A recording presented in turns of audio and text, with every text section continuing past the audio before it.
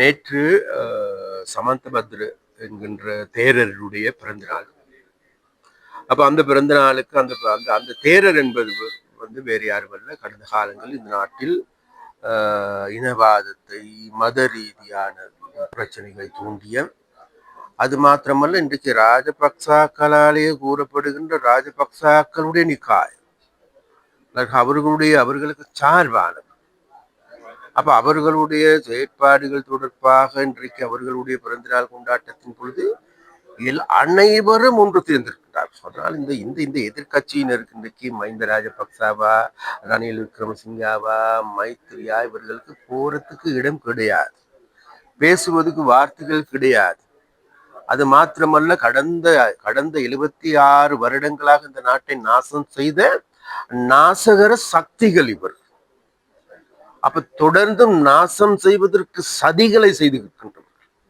அப்ப அந்த சதிகளை செய்கின்ற நபர்களுக்கு இன்றைக்கு அவர்களுக்கு தெளிவாக தெரிகின்றது, மீண்டும் இந்த நாட்டில் இனவாதத்தை தூண்டுவது, மீண்டும் மத ரீதியான பிரச்சனைகளை தூண்டுவது, மீண்டும் இந்த நாட்டில் தமிழ், சிங்கள, முஸ்லிம் மக்கள் மத்தியில் வேறுபாடுகளை ஏற்படுத்துவது, இந்த செயற்பாடுகளை முன்னெடுக்கின்றார்களே தவிர இந்த நாட்டை கட்டியெழுப்புவது தொடர்பாகவும் அல்லது இந்த போதைப் பொருளிலிருந்து மீட்பது தொடர்பாகவும், எமது நாட்டு மக்களை வறுமையிலிருந்து மீட்பது தொடர்பாகவும், எமது நாட்டில் இருக்கின்ற மத நல்லிணக்கத்தை உருவாக்குவது தொடர்பாகவும் பேசுவது கிடையாது. ஏனென்றால் இன்றைக்கு இவர்களுக்கு அனைவருக்கும் பெரிய பசியில் இருக்கின்றார், அதிகார பசி, அதிகார பேராசை. அப்ப அந்த அதிகார பசியிலும் பேராசையிலும் வீழ்ந்திருக்கின்ற இந்த எதிர்கட்சிகள் இன்றைக்கு எங்கு செல்வது, யாரோடு போவது, என்னத்தை பேசுவது என்று தெரியாத இவர்கள் இன்றைக்கு மீண்டும் இந்த நாட்டில் மக்கள் மத்தியில் குரோதத்தை ஏற்படுத்துகின்ற அல்லது மக்கள் மத்தியில் இனவாதத்தை தூண்டுகின்ற நடவடிக்கையில் ஈடுபட்டு கொண்டிருக்கின்ற பிக்குமார்களோடு அல்லது தேரர்களோடு சேர்ந்து கொண்டு இன்றைக்கு மக்களை திசை திருப்புகின்ற நடவடிக்கையில் ஈடுபட்டு வருகின்றார். 26ஆம் ஆண்டுக்கான அபிவிருத்திகள் தொடர்பாக கிளிநொச்சி மாவட்டத்தினுடைய அபிவிருத்தி குழு கூட்டம் இடம்பெற்றது. மிகவும் சுமூகமாக இது நடந்து முடிந்திருக்கின்றது. பல்வேறு வாத விவாதங்களுக்கு உட்படுத்தப்பட்ட பல்வேறு பிரச்சனைகளின் பற்றி பேசப்பட்டது. விசேடமாக இந்த காணி பிணக்குகளை தீர்த்து கொள்வதற்கான, அதே போன்று மண்ணகழ்வு சம்பந்தமான பிரச்சனை அல்லது மண் மாபியாக்களுடைய அடாவடித்தனமான செயற்பாடுகள், இவைகள் தொடர்பாகவும் பேசப்பட்டது. அது மாத்திரமல்ல, எங்களுடைய பிரதேசத்தினுடைய அபிவிருத்தி தொடர்பாக ஒரு நீண்ட உரையாடல் செய்து கொள்ளப்பட்டது. அது மாத்திரமல்ல, கடந்த தித்வா புயலின் பொழுது பாதிக்கப்பட்ட மக்கள், பல்வேறு மக்கள் இருக்கின்றார்கள். சாதாரணமான மக்கள் எடுத்துக்கொண்டாலும் சரி, பாடசாலை மாணவர்கள் எடுத்துக்கொண்டாலும் சரி, விவசாயிகள் எடுத்துக்கொண்டாலும் சரி, மீனவர்கள் எடுத்துக்கொண்டாலும் அனைவருக்கான நட்டஈடு பெருந்தொகையான பணம் வழங்கப்பட்டது. அப்ப அந்த அந்த அந்த தொடர்பாகவும் நாங்கள் நீண்ட உரையாடல் செய்து கொண்டோம். அதன் பொழுது விசேடமாக எங்களுடைய பிரதேசத்தினுடைய அபிவிருத்தி தொடர்பாக கூடுதலாக பேசப்பட்டது. அதே போன்று பிரஜா சக்தி, சமூக சக்தியினுடைய செயற்பாடுகள் தொடர்பாகவும் பேசப்பட்டது. இதன் பொழுது பாராளுமன்ற உறுப்பினர்கள் அனைவரும் கலந்து கொண்டார்கள். பாராளுமன்ற உறுப்பினர்கள் கலந்து கொண்டது மாத்திரமல்ல, விசேடமாக இன்றைய கூட்டத்தினுடைய சாராம்சத்தை எடுத்துக்கொண்டு பார்க்கின்ற பொழுது வேறு எதுவுமல்ல, உண்மையிலேயே கடந்த காலங்களில் இதனால் வரைக்கும் இல்லாத அளவுக்கு கிளிநொச்சி மாவட்டத்தினுடைய அபிவிருத்தி வேலைகள் துரிதமாக இடம்பெற்று வருகின்றன. அது மக்கள் திருப்திப்படக்கூடிய ஒரு நிலைமை. அப்ப அந்த நிலைமைகளுக்கு ஏற்ப எதிர்வரும் காலங்கள், விசேடமாக 2026ஆம் ஆண்டுக்கான செயற்பாடுகளை முன்னெடுக்கின்ற போது நிச்சயமாக இதைவிட கூடுதலான நிதி ஒதுக்கீடு செய்யப்பட்டிருக்கின்றது. கூடுதலான வீதிகள், குளங்கள், நகரங்கள், பிரதேச ரீதியாகவும் சரி, அனைத்து வழிகளிலுமே எங்களுடைய பிரதேசத்தை முன்னேற்றுவதற்கான நடவடிக்கைகள் எடுக்கப்படுகின்றது. அப்ப அந்த நடவடிக்கையின் பொழுது நிச்சயமாக இந்த மாவட்ட ஒருங்கிணைப்பு குழு கூட்டம் என்பது மிகவும் முக்கியமானது. அப்ப அந்த குழுவின் மூலமாக இன்றைக்கு விசேடமாக நாங்கள் ஒரு முக்கியமான பிரச்சனையாக இருக்கின்ற எங்களுடைய பிரதேசத்தினுடைய மண் மாப்பியாக்களிடம் இருந்து எமது பிரதேசத்தை பாதுகாத்துக் கொள்வது அல்லது இந்த மண் மாப்பியாக்களுக்கு முற்றுப்புள்ளி வைப்பதற்கான நடவடிக்கைகள் ஆரம்பமாகிறது. அதற்காக எதிர்வரும் காலங்களில் போலீசாரினுடைய நடவடிக்கைகள், அதே போன்று போலீசாருடைய ரோந்து நடவடிக்கைகள் அனைத்தையும் துரிதப்படுத்துவதற்கான நடவடிக்கையில் ஒரு இணக்கப்பாடு வந்திருக்கின்றது ஒன்று. அதே போன்று எதிர்வரும் காலங்களிலே எங்களுடைய பிரதேசத்தினுடைய அபிவிருத்தி தொடர்பாக சகல துறைகளையும் மேம்படுத்துகின்ற ஒரு செயற்பாட்டு முடிவு இன்றைக்கு எடுக்கின்றது. ஒரு உண்மை இருக்கின்றது, அதாவது அரசாங்கம் தொடர்பாக கடந்த காலங்களில் பல்வேறு குற்றச்சாட்டுகளை முன்வைத்தார்கள் இந்த எதிர்கட்சி.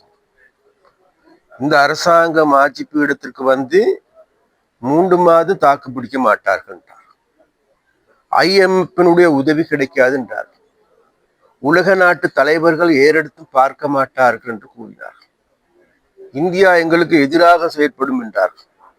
அமெரிக்கா எங்களுக்கு எதிராக செயற்படும் என்றார். அதனால நாடு ஒரு ஸ்தம்பித நிலை அடைந்து அடுத்த 3 மாதத்துக்கு பிறகு எதிர்கட்சியினர் ஆட்சி பீடத்துக்கு வரப்போகின்ற நான் தான் ஜனாதிபதி, நீ தான் ஜனாதிபதி என்று கூறுகின்ற போக்கு கடந்த காலங்களில் எங்களுக்கு காணக்கூடியதாக இருக்கு. அது மாத்திரமல்ல, கடந்த காலங்களில் எங்களுக்கு எல்லோருக்கும் தெரியும், இது நாள் வரைக்கும் இந்த நிலக்கரி, அதாவது நிலக்கரி உரிமையாளர்கள் எடுத்துக்கொண்டால் சரி, இது டெண்டர் மூலமாக கொள்வனவு செய்கின்றவர்கள் எடுத்துக்கொண்டால் சரி, இவைகளான பெரிய மாப்பியாக்களிடம் இவைகளெல்லாம் சிக்குண்டு கிடந்தது. இன்றைக்கு அந்த மாப்பியாக்களுக்கு முடிவு கட்டப்படுகின்றது. மாப்பியாக்களுக்கு மாத்திரமல்ல, இவைகள்லாம் அனைத்தும் சட்டம் ஒழுங்கு விதிகளுக்கு ஏற்ப இந்த நிலக்கரி கொள்வனவு செய்யப்படுகின்றது. இதனால் வரைக்கும் தாங்கள் விரும்பியவாறு தான் தோன்றித்தனமாக இறக்குமதி செய்யப்பட்டவைகள் இன்றைக்கு, அதாவது ஒழுங்குமுறையின் கீழ், ஒழுங்கான சட்ட திட்டங்களின் கீழ் இயங்குகின்ற போது பழைய மாப்பியாக்களுக்கு இடமில்லாது போய்கிறது. அதனால் அந்த மாப்பியாக்கள் ரீதியாக முடிவுகளை எடுத்தவர்கள் இன்றைக்கு கலக்கம் அடைந்திருக்கின்றார்கள். அதன் காரணமாக நாங்கள் இறக்குமதி செய்கின்ற, எங்களுடைய அரசாங்கத்தின் கீழ் இறக்குமதி செய்யப்பட்ட, அதாவது எரிவாயுவிலும் சரி, அதே போன்று நிலக்கரியிலும் சரி, பாரிய மோசடிகள் இடம்பெற்றிருக்கின்றது என்று கூற்றை முன்வைக்கிறார். எந்த மோசடியும் கிடையாது, அனைத்தையும் சட்ட ரீதியாகவே இடம்பெற்றிருக்கின்றது.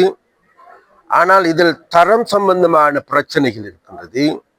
அந்த தரம் சம்பந்தமான பிரச்சனைகளை ஆராய்வதற்கு ஒரு குழு அமைக்கப்பட்டிருக்கின்றது.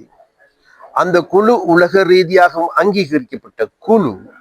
அப்ப அந்த குழுவினுடைய நடவடிக்கைகள் அல்லது முடிவுகள் வந்ததன் பிறகு வளமையாக இவ்வாறான நிலக்கரிகள், தரக்குறைவான நிலக்கரிகள் கொண்டு வரப்பட்டிருக்குமாக இருந்தால் அவைகளுக்கான நட்டஈட்டனை அறவிட்டுக் கொள்ள முடியும் அந்த கப்பல் நிறுவனங்களிடம், அந்த இறக்குமதியாளர்களிடம். அப்ப அவ்வாறான நடவடிக்கைகளுக்கும் நாங்கள் செல்வதற்கு தீர்மானித்தோம். அதனால் இதில் எந்த விதமான ஊழல் மோசடி கிடையாது என்பதை மாத்திரம் இந்த இடத்தில் நாங்கள் சொல்லிக்கொள்ள விரும்புகிறோம்.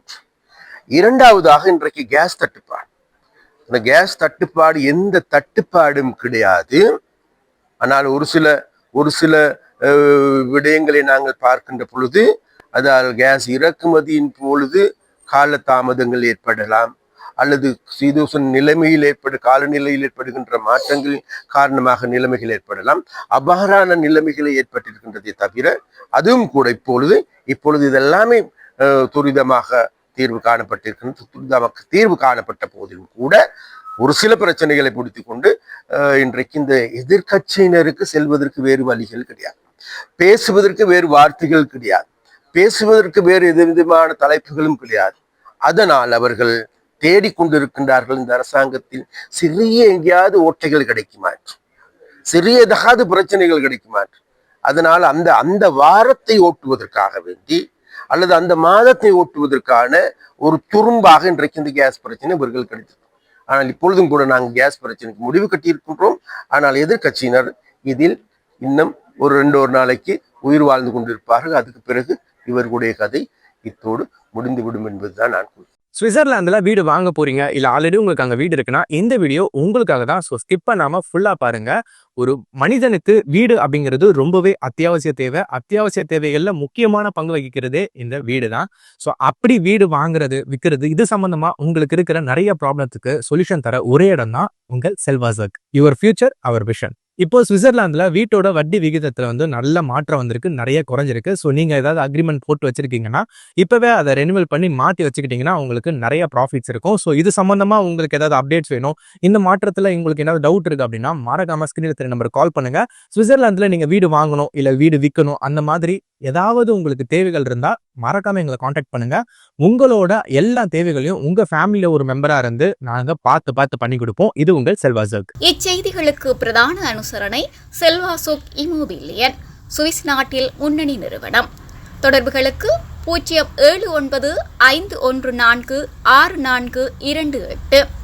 வீடு வாங்க, வீடு கட்ட, வீடு திருத்த மற்றும் வீட்டுக்கடன்.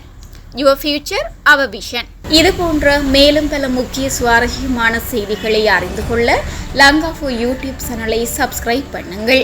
எமது செய்திகள் உடனடியாக கிடைக்க பெல் பட்டனை அழுத்துங்கள்.